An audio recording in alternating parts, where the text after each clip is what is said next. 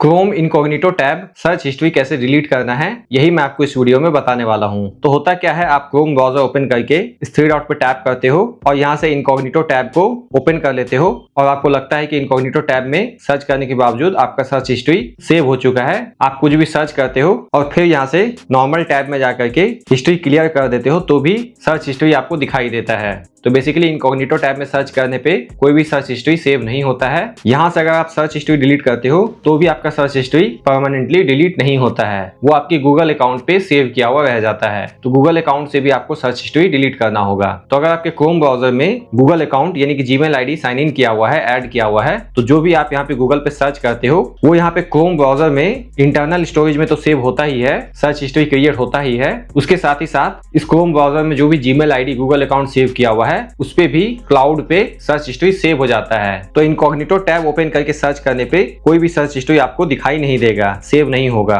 Basically आपको search history delete करना नहीं आ रहा, आपको क्रोम ब्राउजर के साथ साथ गूगल अकाउंट से भी डिलीट करना होगा। तो चलिए मैं आपको दोनों ही चीजें बता देता हूँ। अगर आपको क्रोम ब्राउजर से डिलीट करना हुआ वो तो यहाँ पे आप आसानी से कर देते हो, हिस्ट्री पे जाते हो और यहाँ से आप डिलीट ब्राउजिंग हिस्ट्री करके अपने अकॉर्डिंग टाइम फ्रेम सेलेक्ट कर लेते हो और यहाँ से आप ब्राउजिंग हिस्ट्री सेलेक्ट करके डिलीट कर देते हो। तो यहाँ से भी आपको डिलीट कर देना है, इसके साथ ही साथ आपको गूगल अकाउंट से भी डिलीट करना है, तभी आपका जड़ से परमानेंटली हमेशा के लिए search history browse history delete होगा। तो एक तो यहाँ से आपने कर दिया हिस्ट्री में जाके, दूसरा आपको करना क्या है, क्लाउड से करना है, गूगल अकाउंट से करना है। इसके लिए यहाँ पे आपको सेटिंग पे टैप करना है। सेटिंग में आने के बाद यहाँ पे आपको गूगल अकाउंट यानी कि जीमेल आईडी दिख जाएगा, इस पे टैप करना है। अब यहाँ पे आपको नीचे स्क्रॉल करना है, यहाँ पे आपको पर्सनलाइजेशन दिखाई देगा, इस पे टैप करना है। पर्सनलाइजेशन में आने के बाद नीचे की तरफ स्क्रॉल करना है, यहाँ पे आपको manage all web and app activity ये दिखाई देगा, इस पे टैप करना है। अगेन नीचे स्क्रॉल करना है, यहाँ पे आपको अलग से अब गूगल अकाउंट पे सेव किया हुआ, स्टोर किया हुआ